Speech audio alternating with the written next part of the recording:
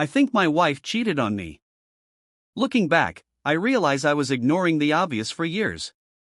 Hi everyone. I never thought I'd be the kind of person to write something like this, but here I am. I guess when you run out of people you can talk to, you end up talking to strangers on the internet. I don't even know exactly what I'm asking for, maybe perspective, maybe validation, maybe just a place to put all of this so it stops spinning in my head. I'm 34. My wife is 32. We were together for almost 8 years, married for 5. No kids. From the outside, we probably looked like a normal, stable couple. Not perfect, but solid. At least that's what I told myself.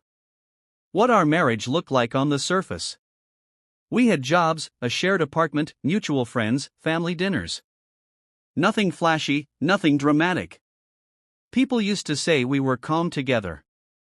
Now that word feels like a red flag I completely misunderstood. I confused calm with slowly dying. When things started to change. The changes weren't sudden.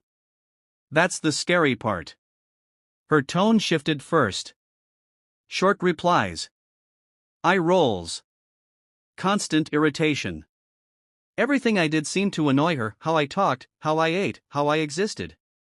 If I tried to talk about it, she'd snap back. You're overthinking. I'm just tired.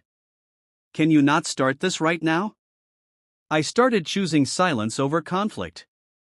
I told myself that was maturity. In reality, it was fear. Her meanness became the norm. She grew openly bitchy. Sarcastic. Dismissive. She'd make jokes about me in front of friends, then tell me I was too sensitive if I reacted. Physical affection disappeared. Sex nearly vanished. She lived next to me, not with me. I started feeling like a guest in my own marriage. The lies I told myself. I blamed work stress. Burnout. Life phases. I told myself, all couples go through this. I convinced myself the problem was me, that if I just tried harder, stayed quieter, didn't push, things would go back to normal. They didn't. The small red flags I ignored. Her phone was always face down. She changed her password just because. New perfume she claimed was for herself. Late nights at work that suddenly happened every Thursday. I noticed all of it. I ignored all of it. The day everything broke. One day, she forgot her phone at home. That alone felt strange, her phone was basically glued to her hand. I wasn't planning to check it. I swear. Then it buzzed. A message popped up on the screen. I miss you. Last night wasn't enough. I stared at it, trying to convince myself I was misunderstanding something obvious. My hands started shaking. I opened the chat. That's when my old life ended. What I found. Weeks, maybe months, of messages.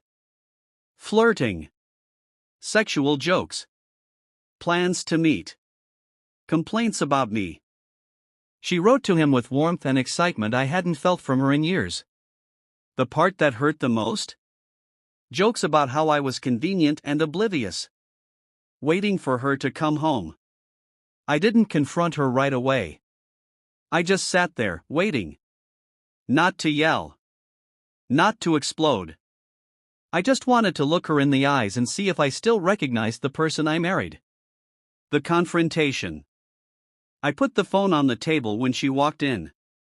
She looked at it and rolled her eyes. Not panic. Not guilt. Annoyance. Her first words weren't an apology. They were. Did you go through my phone? Then came the excuses. You pushed me away. I needed excitement. It didn't mean anything. Not once did she say, I'm sorry for hurting you. The emotional fallout. At first, I was furious. Then empty. I looked at her and realized I'd been grieving this marriage long before I knew it was dead. The worst realization wasn't the cheating, it was understanding that she'd stopped respecting me a long time ago. My decision. I moved out. Quietly. No screaming. No drama. When someone says they don't know if they want to be with you, that's already an answer. We started the divorce process shortly after. It hurts, but it hurts less than staying. What I learned. If someone constantly belittles you, that's not a rough patch. If they make you doubt your reality, that's not communication, that's manipulation. Love doesn't feel like walking on eggshells. Update, 1 month later. A lot of people asked how I'm doing, so here's an update. The first week alone. The silence was strange, but peaceful. No tension. No passive-aggressive comments.